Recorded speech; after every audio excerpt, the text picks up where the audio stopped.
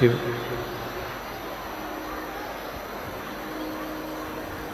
जो छत्तीसगढ़ की इस पवित्र धरा पर मधेश्वर नाथ जी के रूप में विराजमान है। कथा के मुख्य यजमान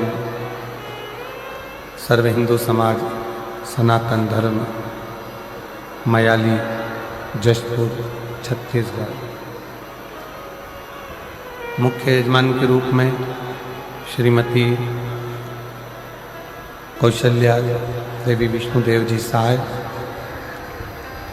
माननीय छत्तीसगढ़ शासन के मुख्यमंत्री जी श्री विष्णुदेव साहे जी की धर्मपत्नी श्रीमती कौशल्या देवी जी साहब, एक बार जोरदार उनके लिए ताली बजाकर साधुवाद, जिन्होंने इस पवित्र पावन शिव महापुराण की कथा के दिव्य और भव्य आयोजन को संपूर्ण सनातन धर्मियों के लिए एक अनूठा और दिव्य आयोजन आयोजित किया सभी शिव भक्तों ने मिलकर। मैं दीदी श्रीमती कौशल्या देवी जी सहाय जी को बहुत बहुत साधुवाद देता हूँ, जो निरंतर छत्तीसगढ़ के प्रत्येक बहनों के हृदय में विराजमान शिव को जानती हैं और कहीं ना कहीं किसी ना किसी रूप में सनातन धर्म की मजबूती में कार्य करती रहती हैं। एक बार जोरदार ताली बजाकर स्वागत वंदन अभिनंदन। रिटर्न नहीं आ रहा। श्री ब्रज बिहारी जी गुप्ता, श्रीमती गीता जी गुप्ता, श्री जुगल किशोर शैली जी साहू, श्री बाल गोविंद राम जी, श्रीमती भगवती बाई जी, श्री विश्वनाथ राय सिद्धार्थ, श्रीमती संगीता सिद्धार्थ, श्री कलेश्वर राय साई जी, श्रीमती दशमती साई जी, सभी यजमान परिवारों के लिए एक बार जोरदार ताली बजाकर स्वागत वंदन अभिनंदन, जो इस पवित्र कथा का लाभ आप और हमको दिए।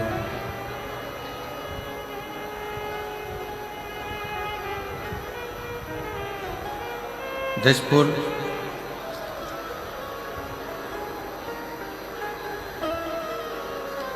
छत्तीसगढ़ की ये पवित्र धरा, पवित्र भूमि, जहाँ पर बैठकर आप और हम भगवान शिव जी की पवित्र कथा का लाभ ले रहे हैं। भगवान श्री मधेश्वर नाथ जहाँ पर स्वयं विराजमान हैं,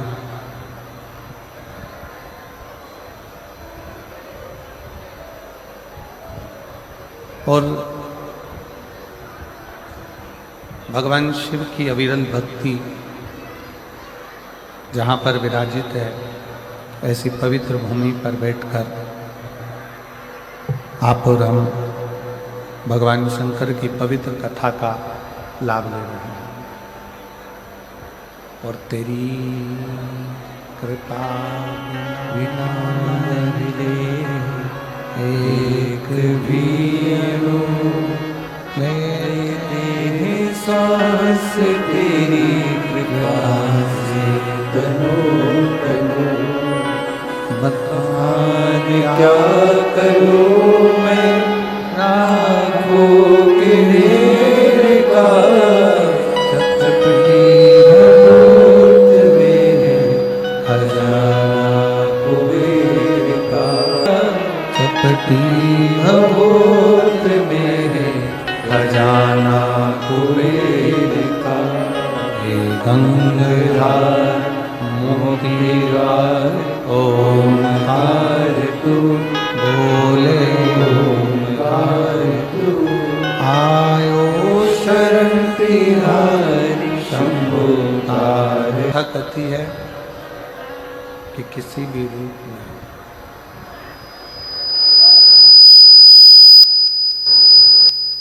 किसी भी तरह से जब हम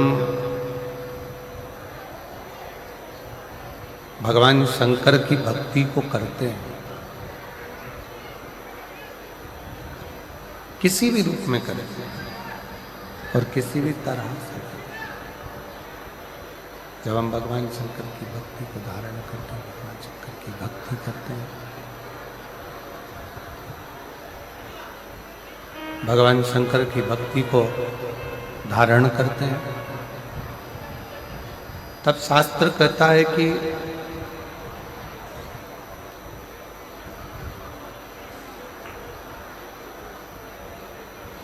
आप स्वयं भगवान शिव की भक्ति नहीं कर रहे हो, भगवान शंकर स्वयं आपके हृदय में विराजमान होकर, भगवान शिव स्वयं आपके हृदय में निवास कर शिव भक्ति की प्रेरणा दे।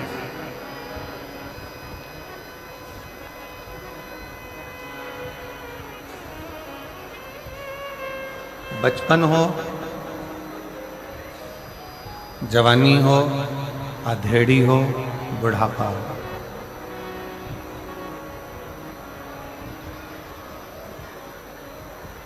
अवस्था कोई भी हो, प्रेशर खोलिए, प्रेशर सब दूर का, अवस्था कोई भी हो,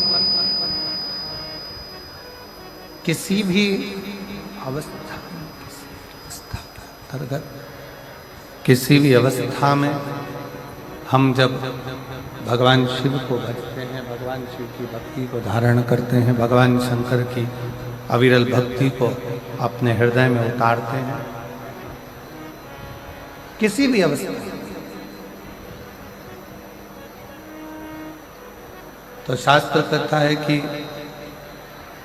केवल वही अवस्था ही नहीं, हमारे जीवन में हम जितनी बार इस मृत्यु लोक में जन्म लेंगे या ले चुके होंगे, वो हमारे जन्म भी हम किसी भी अवस्था में भगवान शंकर की भक्ति कर कर संभाल सकते हैं, किसी भी अवस्था।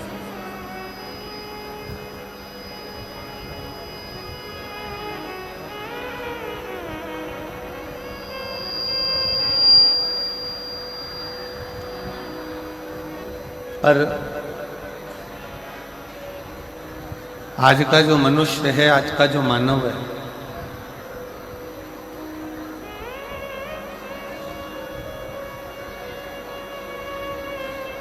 वो भगवान की अविरल भक्ति को छोड़कर,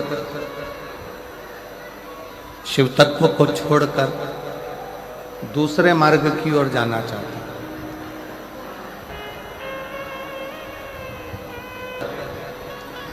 भ्रमण के लिए निकला,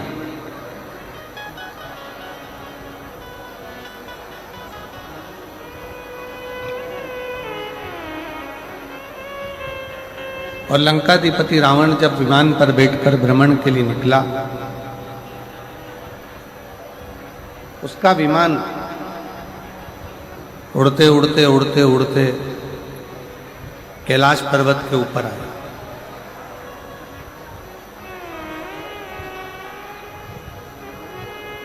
और विमान जब उड़ते उड़ते कैलाश पर्वत की ओर आया, तो कैलाश पर्वत के ऊपर विमान रावण का नहीं जाता,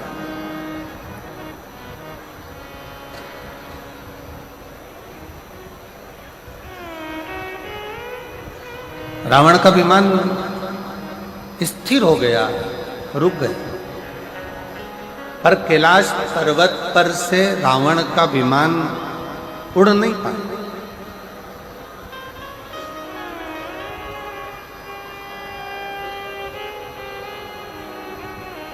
और जब रावण का विमान कैलाश पर्वत पर से उड़ नहीं सका, कैलाश पर्वत पे से ऊपर से जा नहीं सका, तो रावण को बड़ा क्रोध आया, रावण को बड़ा गुस्सा आया।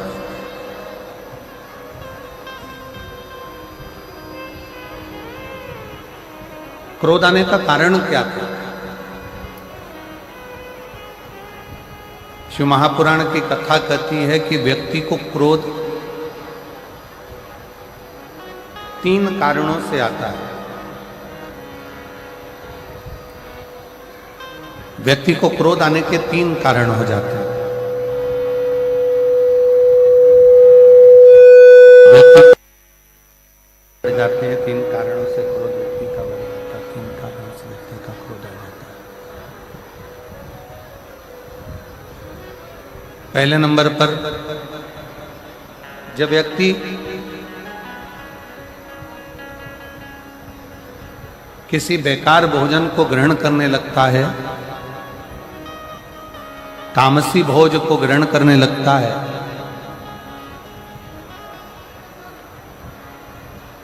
जिस भोजन को मनुष्य को नहीं करना चाहिए, मानव को नहीं करना चाहिए, जिस भोजन को मनुष्य को नहीं करना चाहिए, मानव को नहीं करना चाहिए, जो केवल जानवरों के लिए है, पशुओं के लिए है,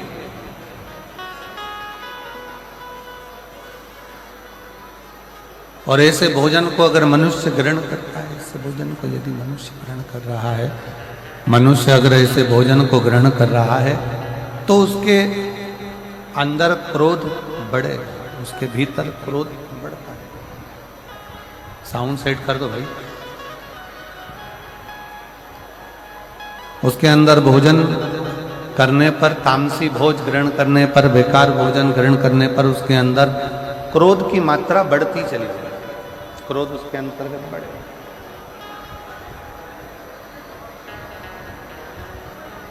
क्रोध बढ़ता चले जाए। और दूसरा नंबर का जो क्रोध बढ़ने के 3 कारण बताए हैं, उसमें से पहले नंबर का है कि हमारा भोजन, हमारा करने वाला अन्न भाग, हमारे भोजन हम कैसा ग्रहण कर रहे हैं, उस भोज के कारण बस हमारा क्रोध बढ़ता है।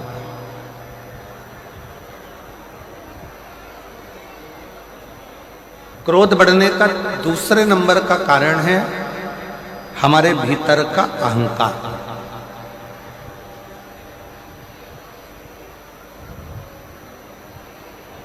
क्रोध बढ़ने का दूसरा कारण हमारे यहां बताया गया, हमारे भीतर की अभिमतता, हमारे भीतर का अहंकार, हमारे भीतर का हम अभिमान। जब हमारे भीतर अभिमान आ जाता है और हम को लगता है कि मेरे पास ये पद है, मेरे पास ये प्रतिष्ठा है, मेरे पास ये इज्जत है, मेरे पास ये सम्मान है, मेरे पास ये आदर है, मेरे पास ये संस्कार है,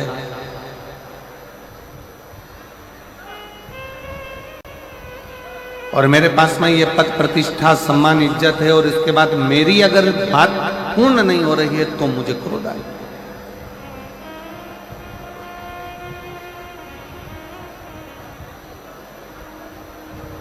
क्रोध आने के 3 कारणों में से पहला कारण है हमारा किया गया भोजन, हमारा करा गया अन्न भाग। कहीं हम गलत भोजन तो नहीं ग्रहण कर रहे हैं, कहीं हम तामसी भोजन तो नहीं ग्रहण कर रहे हैं, कहीं हम बेकार भोजन तो नहीं ग्रहण कर रहे हैं, कहीं हम बेकार भोजन को तो ग्रहण नहीं कर रहे हैं। पहले नंबर का है हमारा भोजन। दूसरे नंबर पर है हमारे भीतर की अभिमतता, हमारे भीतर का अभिमान, हमारे भीतर का अहंकार, हमारे भीतर की अभिमतता, अभिमान। और तीसरे नंबर का जो क्रोध आने का कारण बताया, हमारे मन के अनुकूल कोई कार्य ना हो, हमारे मन के अनुसार कोई कार्य अगर नहीं हुआ तो क्रोध जागृत हो जाता। और मेरी जितनी जीजियां बैठी हैं जसपुर की, मेरी सारी जीजियों से मेरा निवेदन, और जितने मेरे जीजा यहाँ बैठे हुए हैं उन जीजाओं से निवेदन है कि क्रोध को आने से पहले विचार करा जाए कि ये क्रोध आ क्यों रहा है, इस क्रोध के आने का कारण क्या है, ये क्रोध क्यों आ रहा है, ये क्रोध के आने का कारण क्या है, ये क्रोध आ क्यों रहा है। किस लिए? इसलिए हमारे यहाँ शायद पूर्व में हमारे शास्त्रों में जैसा खाया अन्न वैसा हो गया मन। हम जैसा अन्न ग्रहण करते हैं, हम जैसा अन्न भाग पाते हैं, हम जैसा अन्न ग्रहण करते हैं, वैसा वैसा हमारे जीवन की रेखा में वो कार्य होता चला।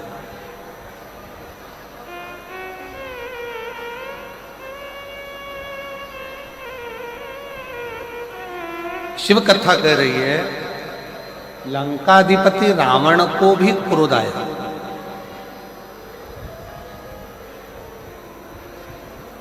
और लंकाधिपति रावण को क्रोध आने का केवल कारण क्या था कि लंकाधिपति रावण ने ये विचार करा कि मैं लंका का राजा, मैं लंकेश, और मेरा विमान जिनके अधीन मैंने देवताओं को भी अपने अधीन कर रखा है, और वो देवता मेरे अधीन होने के बाद भी अगर मेरा विमान यहाँ से जा रहा है तो वो विमान कैलाश पर्वत पर क्यों रुक गया? वो कैलाश पर क्यों रुक जाता है? किस लिए रुक जाता है वो विमान? कैलाश पर क्यों रुका? कैलाश पर्वत पर वो विमान किस लिए रुका? क्यों रुका?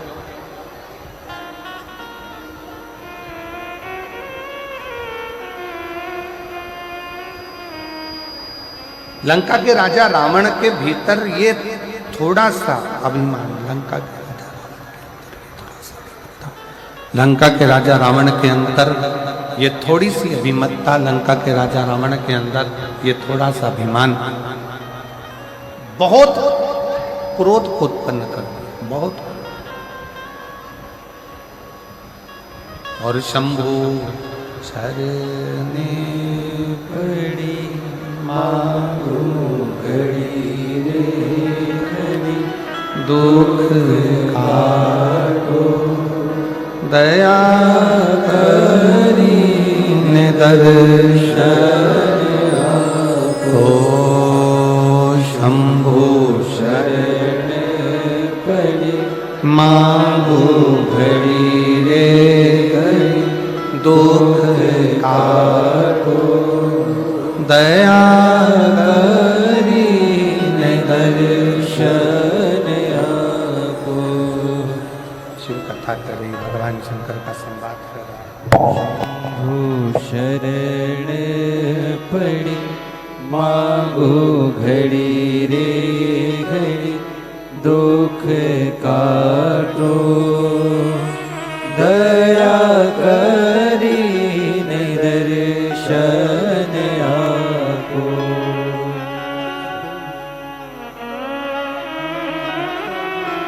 मांगो घड़ी रे घड़ी, दुख काटो दया करी ने दर्शन आपको। तो क्रोध आने के 3 कारण बताए गए, क्रोध के 3 कारण निश्चित किए गए।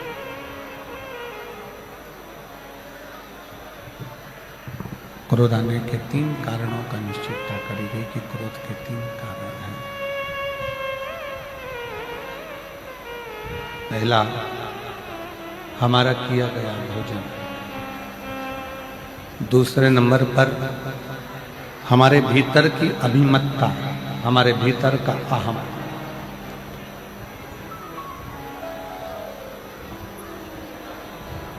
और तीसरे नंबर पर है हमारी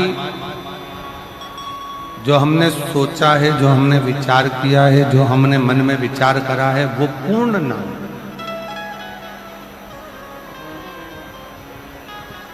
अच्छा, शिव महापुराण की कथा एक बात और अच्छे से कहती है कि किसी से आप इतनी आस क्यों लगा रहे? किसी से आस क्यों लगा रहे हो? किसी से इतनी आस किसी से लगा?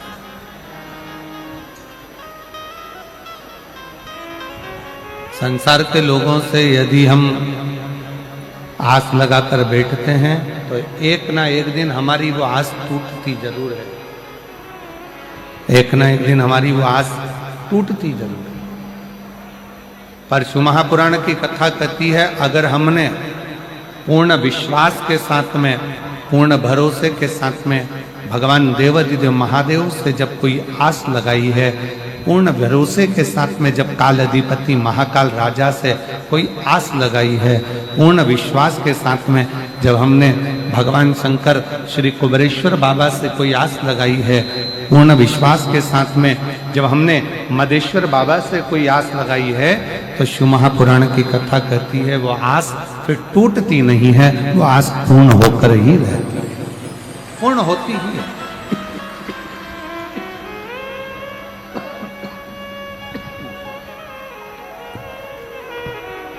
वो आस पूर्ण होकर ही रहती है, आस पूर्ण ही होती है।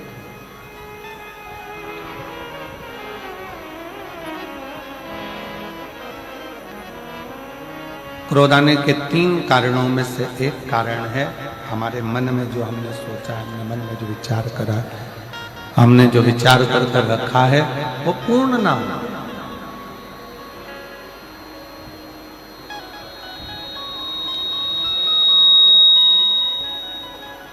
हमारी आस टूट जाना, ये क्रोध का ये तीसरे नंबर का जो कारण है ना, ये बड़ा विशेष है। एक पति पत्नी से आस लगाकर बैठता है, पत्नी पति से आस लगाकर बैठती है, आस लगाकर बैठती है, सास बहू से आस लगाकर बैठती है, बेटा माँ बाप से आस लगाकर बैठता है, और माँ बाप बेटे से आस लगाकर।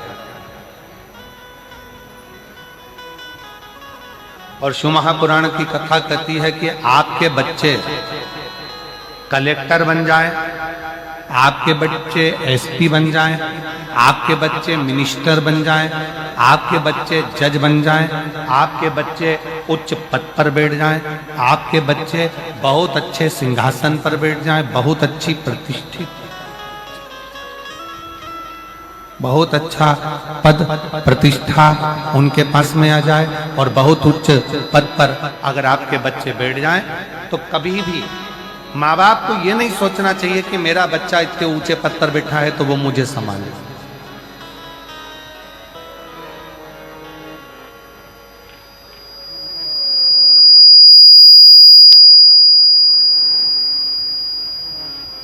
कभी भी ये विचार ना करा जाए कि मेरा बच्चा इतने ऊंचे पद पर बैठा हुआ है तो वो मुझे संभाले, वो मुझे भगवान से प्रार्थना, भगवान से निवेदन करना, भगवान से विनय करना, विनती करना कि हे देवाधिदेव महादेव, मेरे बच्चों को भले उनकी मंजिल तक पहुंचाना, बड़े ऊंचे पद पर पहुंचाना, बड़े प्रतिष्ठित बनाना, बहुत अच्छा सिंहासन दिलाना मना नहीं है, पर हे भोले किसी के आश्रित होकर नहीं, किसी पर आश्रितता धारण कर कर नहीं, किसी पे आश्रित होकर नहीं, किसी पर आश्रित होकर मेरा जीवन ना जाए, मैं तुझ पर आश्रित हूं, तेरे चरणों के बल पर मैं अपना पूर्ण जीवन निकाल सकूं।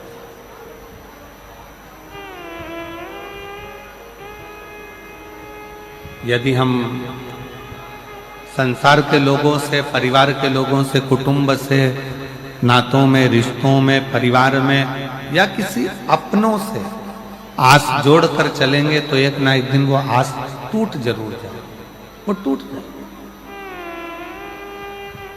पर शिव महापुराण की कथा कहती है जब हमने आस उस देवाधिदेव महादेव से लगा ली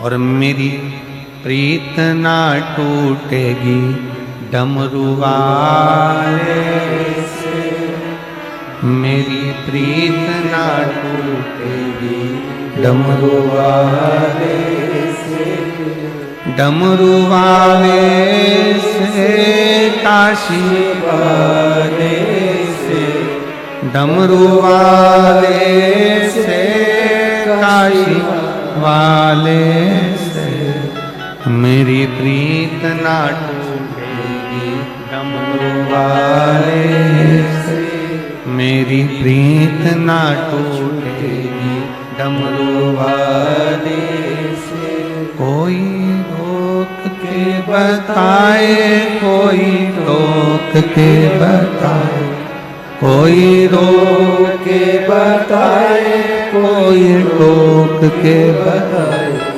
अभी पाला नहीं पड़ा है काशी वाले से, अभी पाला नहीं पड़ा है डमरू वाले से, मेरी प्रीत ना टूटेगी डमरू वाले से, मेरी प्रीत ना टूटेगी काशी वाले से, काशी वाले से भोले भाले से, काशी वाले से भोले भाले से, मेरी प्रीत ना टूटेगी काशी वाले से, मेरी प्रीत ना टूटेगी वाले से।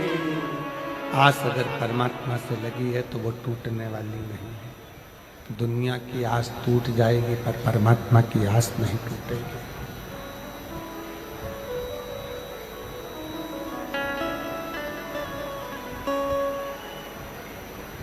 जितना विशाल कैलाश पर्वत है, दुनिया की दृष्टि में लगता है कि यह कैलाश पर्वत है।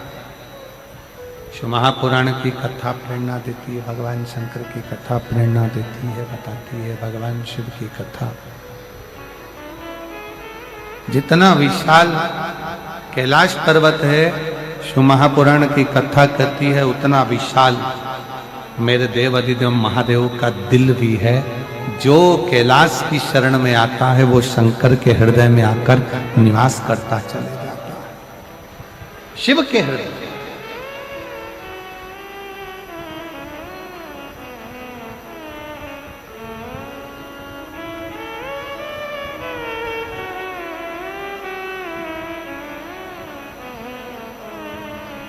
क्रोध आने के 3 कारण बताए गए हैं। पहले नंबर का कारण क्रोध आने का है हमारा भोजन।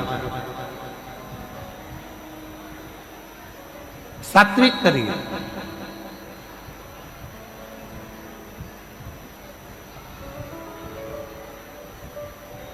अच्छा भोजन ग्रहण करिए, गलत भोजन का त्याग करिए। क्रोध को प्रकट करा, क्रोध की उत्पत्ति करा। खींच खींच के बोलना पड़ रहा है, थोड़ा सा उसको सुधारो, माइक को बहुत खींचना पड़ रहा है तब आवाज निकल रही है उसमें।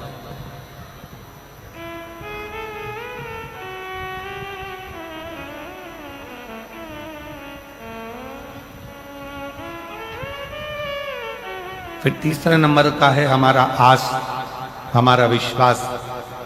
हम जिससे आस लगाकर बैठे हुए हैं वो आस जब टूटी है तो फिर क्रोध ने उत्पत्ति हो, फिर क्रोध की उत्पत्ति।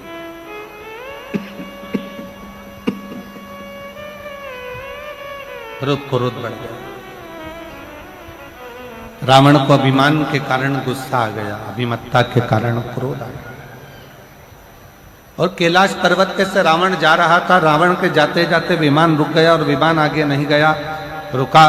रावण को क्रोध आया, बहुत गुस्सा आया, बहुत क्रोध आया रावण को, बहुत।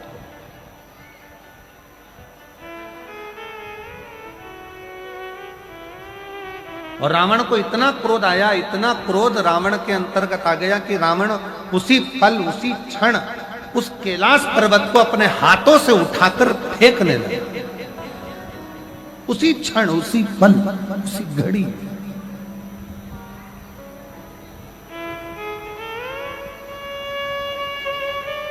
और जैसा रावण को क्रोध आया ना अभिमत्ता के कारण, अहंकार के कारण, वैसा ही क्रोध आपको भी आता है। वैसा क्रोध संसार के कई मनुष्य को आता है। उसकी अभिमत्ता के कारण पत्नी ने चाय बनाकर ला कर दी, गिलास में चाय ला कर दे दी, और जरा सा क्रोध आया और उसने गिलास का चाय उठाकर बाहर फेंक दिया। भोजन लगाया गया, थोड़ा सा उसमें नमक कम पड़ गया, मिर्ची कम पड़ गई, थोड़ा सा उसमें सामान कम पड़ गया, क्रोध आ गया, गुस्सा आ गया, भोजन की थाली उठाई फेंक दी। क्रोध की, अभिमत्ता की।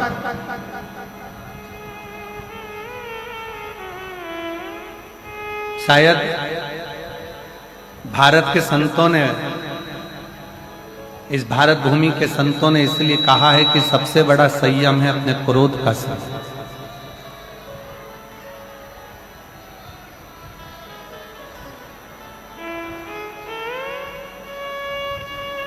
सबसे बड़ा संयम है अपने क्रोध का संयम, क्रोध का संयम। रावण ने कैलाश पर्वत को उठाना चाहा और कैलाश पर्वत जब उठने लगा, रावण हिला हिलाकर थक गया, पर कैलाश पर्वत रावण से हिलता तक नहीं है, उठता तक नहीं, उठ ही नहीं रहा, उठा ही नहीं। और रावण को लगा कि इस पर्वत को तो मैं फेंक सकता हूं, इस पर्वत को तुम उठाकर डाल दूंगा, इस पर्वत को तुम उठाकर फेंक दूंगा, इस पर्वत को तो मैं उठाऊंगा और फेंक दूंगा। पर रावण उस पर्वत को हिला नहीं सका, उठा नहीं सका, उठा नहीं।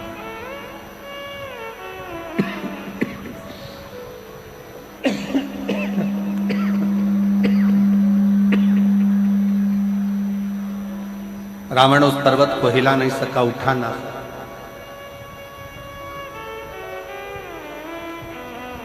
पास में नंदी बैठे हुए थे, नजदीक में नंदी बैठे, और नंदी ने देखा कि रावण बहुत देर से लगा हुआ है पर इससे पर्वत उठ नहीं रहा, ये पर्वत इससे हिला नहीं है, ये पर्वत इससे उठा नहीं है। तब नंदी ने रावण को अपने पास में बुलाया और रावण को बुलाकर नंदी ने कहा, इस पर्वत को हिलाने की जरूरत नहीं है और पर्वत को उठाने की जरूरत नहीं है।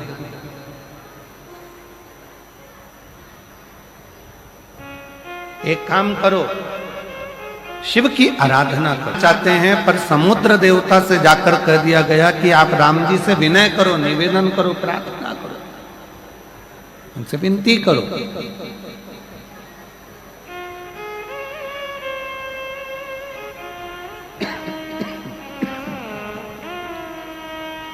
उनसे विनय करो, उनसे निवेदन करो, उनसे प्रार्थना करो।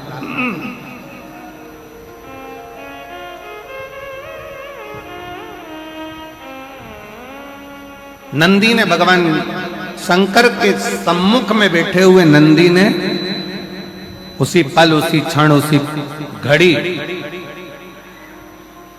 लंकापति रावण को बुलाकर कहा कि अगर ये शिवलिंग नहीं हिल रहा, ये भगवान शंकर का कैलाश पर्वत अगर तुमसे नहीं उठ रहा है, तो न करी, शंकर से विनय करी, शिव से निवेदन करी।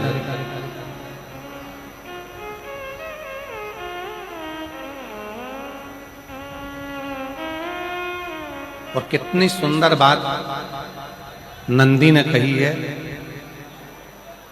नंदी ने ये बात जो कही वो वास्तव में बड़ी सुंदर है कि मान लो यदि कोई कार्य तुम्हारा हो नहीं रहा और पूरी दुनिया में तुमने कर कर देख लिया, बहुत प्रयास कर कर देख लिया, तो भी वो कार्य अगर तुम्हारा नहीं होता, तो फिर एक काम करो कि शिव की स्तुति करो, शंकर की स्तुति, शंकर का गुणगान, शंकर की भक्ति, शंकर का स्मरण।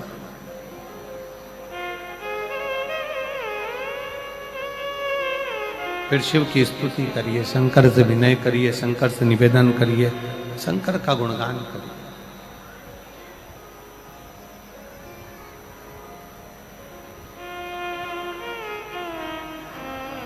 पर भगवान की भक्ति होती कब?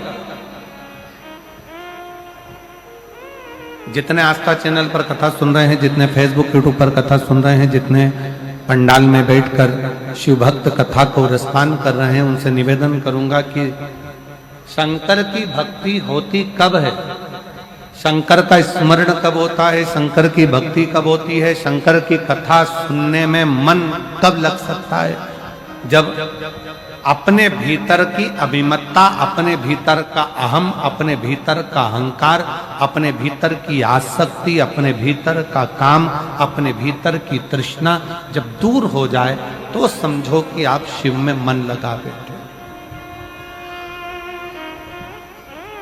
कितने सारे लोग बैठे हैं यहाँ पर कथा में, सब पंडालों के अंदर लोग शिव भक्त बैठे हुए हैं। कई लोग ऐसे भी होंगे जिनका आकर बैठ तो गए पर दिल नहीं लगता,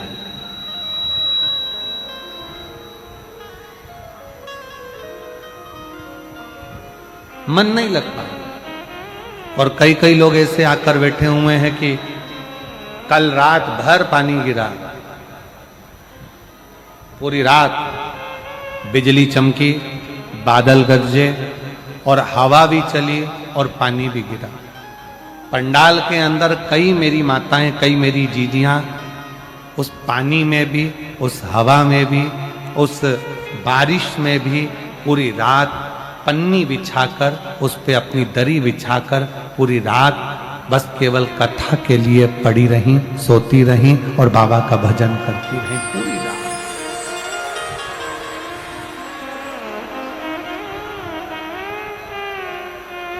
पूरी रात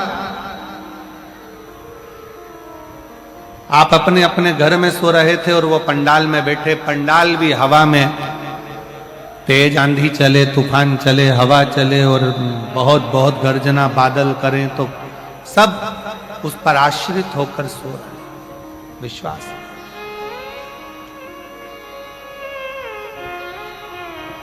और ना जाने कहां कहां से आए हैं और दिल लगाकर बैठे हुए हैं कि बस भगवान की कथा सुनना है, बाबा से विनय करना है, बाबा से विनती करना है, निवेदन करना है और उस कथा को अपने दिल में उतार।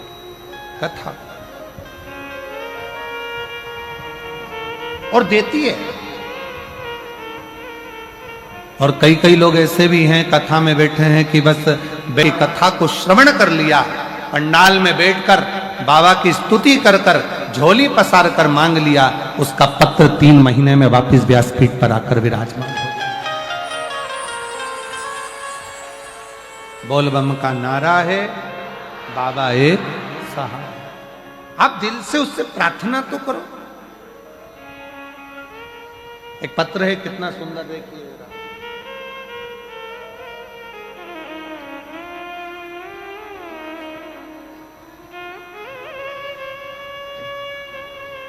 मेरा नाम मुन्नी देवी, पति,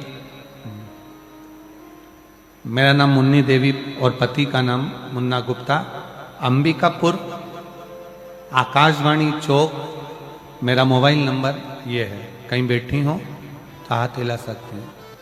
आप ही हैं, आ जाओ, एक बेलपत्र ले जाना, आ जाइए। मेरा नाम मुन्नी देवी है, पति का नाम मुन्ना गुप्ता है, अंबिकापुर, आकाशवाणी चौक, आकाशवाणी चौक। मोबाइल नंबर ये है। एक लोटे जल का मैं क्या महत्व बताऊं गुरुदेव। 2020 में मैंने अपना बच्चादानी का ऑपरेशन कराया था। पत्र एलईडी पर आ रहा होगा, आप लोग पढ़ सकते हैं। 2020 में अपना बच्चादानी का ऑपरेशन कराया। फिर मैंने 2024 में मैंने अपने बड़े बेटे की शादी करने के बाद 2 दिन बाद मेरे पेट फूलना चालू हो गया। फिर हम डॉक्टर के पास गए तो डॉक्टर ने बताया कि पेट में पानी भर गया। फिर पानी निकालने के लिए बाद में डॉक्टर ने पानी निकलने के बाद जांच करी। फिर उसकी रिपोर्ट 1 हफ्ते के बाद आई और रिपोर्ट में मालूम पड़ा कि मुझे 3rd स्टेज का कैंसर हो गया। 3rd स्टेज का कैंसर हो गया। फिर मेरा पूरा परिवार अस्त व्यस्त हो गया। गुरुजी, मेरे परिवार में अकेली मैं और मेरे 3 बेटे हैं। एक बेटा सब्जी बेचता है, दूसरा बेटा चना बेचता है। एक बेटा सब्जी बेचता है, दूसरा बेटा चना बेचता है और तीसरा बेटा पढ़ाई कर रहा है। आर्थिक स्थिति पहले से ही खराब थी और अचानक से ये बीमारी डॉक्टर ने मुझे ऑपरेशन का बोल दिया। फिर मेरा इलाज चालू हो गया। रायपुर के एम्स के अंतर्गत हॉस्पिटल में मेरा इलाज चलता है। मेरी ननंद ने मुझे बताया कि टीवी पर आस्था चैनल पर वो सियोर वाला महाराज कथा करता है। 1 बजे से 4 बजे तक कथा आती है, शिव महापुराण की कथा सुनाकर। शंकर को 1 लोटा जल चढ़ाने का मेरी बहन ने मेरे को बताया और हमने शंकर की कथा श्रवण करना प्रारंभ करी। गुरुदेव, मेरा एक ऑपरेशन हो गया और ऑपरेशन होने के बाद डॉक्टर ने कहा कि कैंसर पूरे शरीर में फैल चुका है, तो बचने के चांस नहीं, बचने के चांस नहीं। अब करे तो करे क्या, किससे कहें? तब रायपुर में आपकी कथा चल रही थी, और रायपुर में कथा चल रही, एक ऑपरेशन करने के बाद मैं रायपुर की कथा के पंडाल में जाकर बैठ गई। एक दिन की कथा सुनी और वहीं पर मैंने बाबा से विनय करा, बाबा लोग कहते हैं कि तू पंडाल में बैठकर जो मांगा जाता है वो तू देता है। बस बाबा से विनय कर 9:15 वाला जो उपाय है वो करना प्रारंभ करा। पशुपतिनाथ का व्रत करना प्रारंभ करा, शिवजी पर 1 लोटा जल चढ़ाना प्रारंभ करा और कुंदकेश्वर महादेव का नाम लेकर, आपने कहा था डॉक्टर जितनी दवाई दे सब खा। आपने कहा डॉक्टर जांच का बोले जांच कराओ, आपने बोला डॉक्टर जो जांच का बोले वो जांच कराओ, दवाई दे वो दवाई खाओ। मैंने डॉक्टर की दी हुई दवाई कुंदकेश्वर महादेव का नाम लेकर, कुंदकेश्वर बाबा का नाम लेकर खाना प्रारंभ करी और श्री शिवाय नमस्तुभ्यम का जाप करती रही। आज मैं बाबा को धन्यवाद देने के लिए आई हूं। डॉक्टर ने मुझे केवल 3 महीने दिए थे, आज बाबा की कृपा से मैं जीवित हूं और बाबा की कृपा से मेरा कैंसर समाप्त हुआ। आज शिव की कृपा से मेरा कैंसर समाप्त हुआ, मेरी रिपोर्टें नॉर्मल हुई और मैं बाबा को यहाँ प्रणाम करने के लिए आई। गुरुदेव, मैं डेली शिवालय जाती हूँ, शंकर के मंदिर को साफ करती हूँ, बेलपत्र चढ़ी हुई खाती हूँ और बाबा की वजह से मैं आज बाबा के उनकी भोले बाबा ने बहुत दे दिया, तेरा शुक्रिया, तेरा शुक्रिया। ये जायदाद दी है, औलाद दी है, ये जायदाद दी है, औलाद दी है।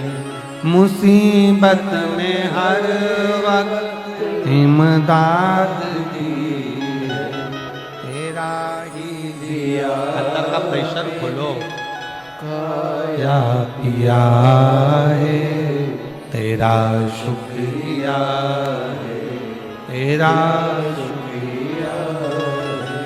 मुझे भोले बाबा ने बहुत दे दिया है, तेरा शुक्रिया है, तेरा शुक्रिया। ये शिव की उदारता है, ये शंकर की करुणा है, शंकर की उदारता है। उसकी कृपा के बिना कुछ नहीं मिल सकता, उसकी उदारता के बिना कुछ प्राप्त नहीं हो सकता। जब तक वो कृपा ना करे तब तक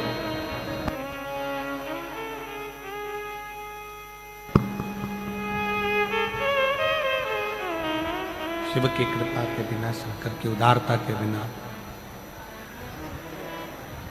शिव की उदारता के बिना ये सब शून्य है।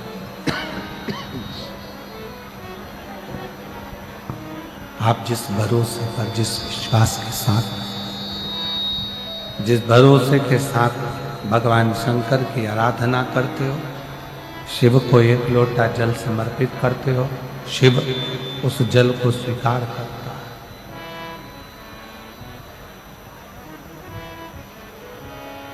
मेरा देवाधिदेव महादेव उस जल को स्वीकार करता है।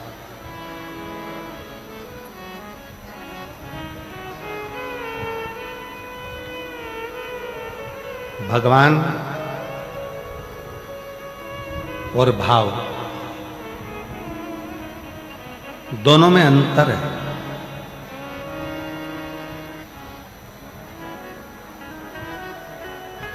भगवान को पाने के लिए पूजा की जरूरत हो सकती है, पर शिव महापुराण की कथा कहती है कि भगवान को भजना है तो पूजन की जरूरत होगी, सामान की जरूरत हो।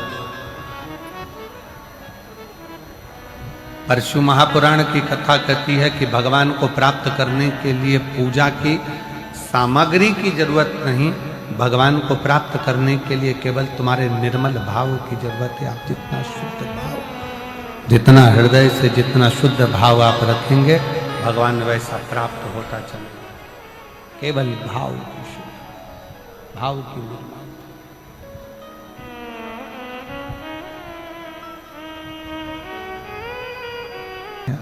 ये कैलाश पर्वत है तो उससे नहीं उठेगा, तो इसको उठा नहीं पाएगा, तो उठा नहीं सकता, तेरे बस का है नहीं। एक काम कर, शिव की भक्ति करना प्रारंभ कर।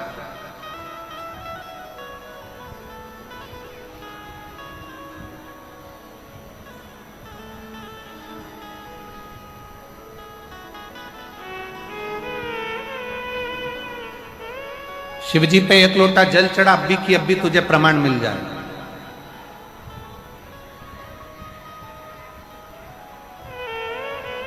एक महिला बैठी हुई है जिसको डॉक्टर ने कह दिया था कि तुम्हें घुटने बदलना पड़ेंगे और तुम्हारे घुटने बेकार हो गए।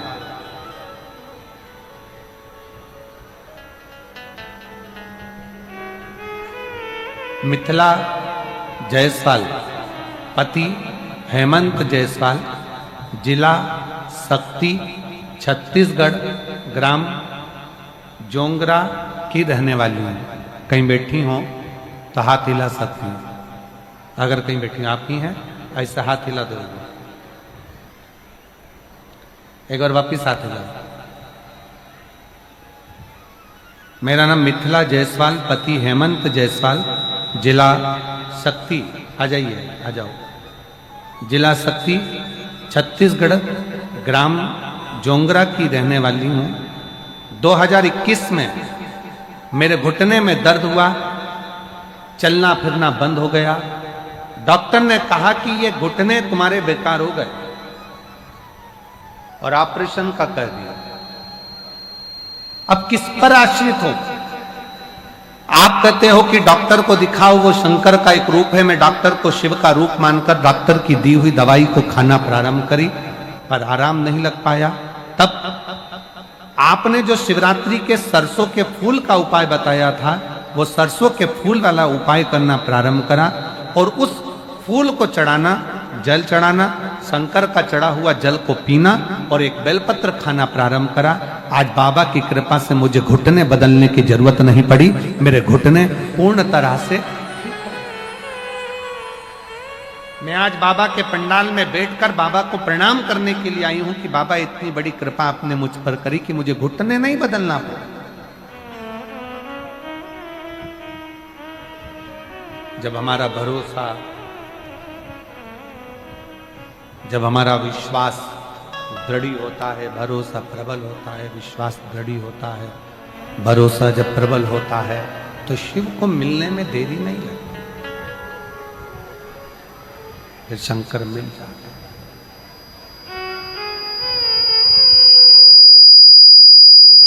फिर शिव प्राप्त हो जाता है, शंकर मिल जाता है।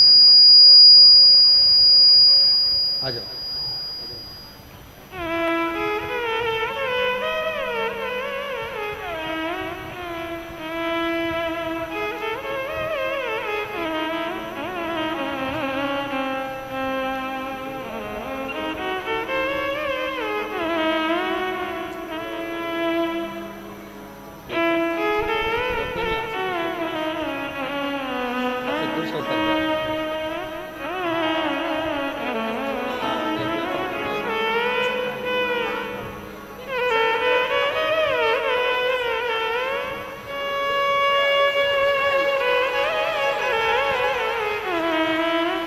बेटा, एक बेटा लो बाबा।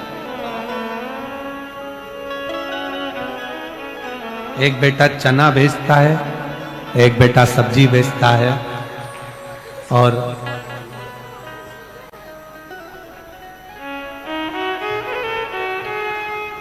थर्ड स्टेज का कैंसर हो गया था।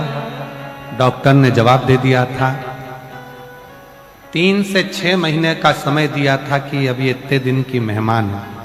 पर आज बाबा की कृपा से पूर्ण तरह से कैंसर ठीक हुआ है और शिवजी पर भरोसा कर एक लोटा जल समर्पित किया है। एक बार जोरदार ताली बजाएं। अब स्वास्थ्य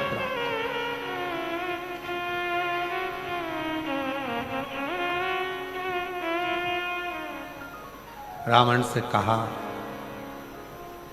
लंकापति रावण से कहा नंदी ने, नंदी लंकापति रावण से कह रहे हैं कि नंदी बोल रहे हैं रावण कैलाश पर्वत अगर तुझसे उठा नहीं है, कैलाश पर्वत तुझसे उठ नहीं पाया है, कैलाश पर्वत तू उठा नहीं पाया है, कैलाश पर्वत में अगर तू उठा नहीं सका है,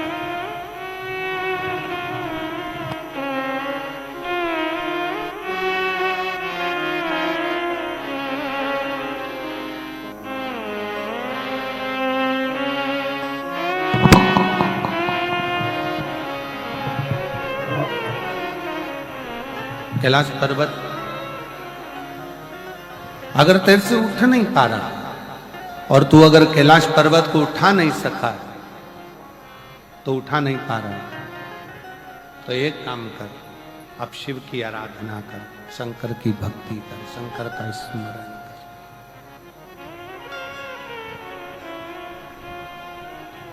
शिव की भक्ति में लग जा, शंकर की भक्ति में लग जा, शिव की उपासना में लग जा, शिव स्मरण में लग जा,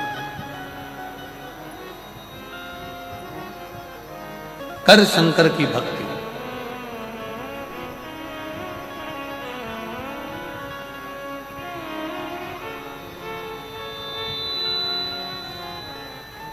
रावण ने नंदी से पूछा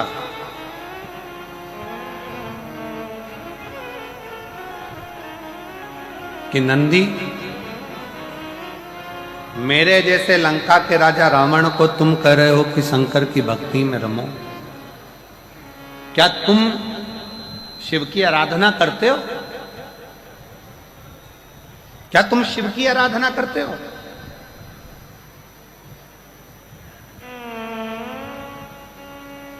रावण जैसे ही बोला तो नंदी ने कहा कि शंकर की आराधना का फल क्या है, शिव की आराधना का तात्विक सुख क्या है? ए रावण, तू कैलाश पर्वत बाद में उठाना, अगर मैं जहां बैठा हूं मेरी पूंछ को अगर तू एक पूंछ का एक बाल अंश मात्र भी उठा देगा तो मैं शंकर भगवान से प्रार्थना कर कर पूरा कैलाश पर्वत उठवा दूंगा। एक अंश मात्र भी अगर तूने उठा दिया, एक अंश मात्र भी तू उठा दे तो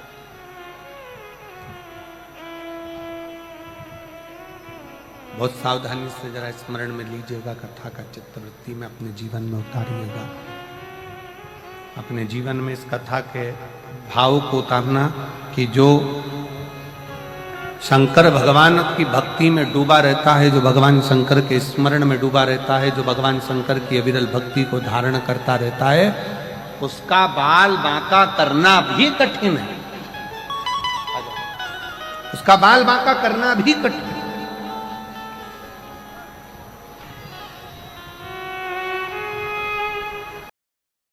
ओम नमः शिवाय। दोस्तों, प्रदीप मिश्रा जी की कथा सुनकर जो आनंद मिलता है वो अलग ही है। आपको इसी तरह मैं प्रदीप मिश्रा जी की कथा दिखाती रहूँगी। आप सबका आशीर्वाद ऐसे ही मुझ पर बना रहे। अगर आपको मेरी वीडियोस अच्छी लगती हैं तो आप लाइक और सब्सक्राइब जरूर करें मेरे चैनल को। ओम नमः शिवाय। हर हर महादेव।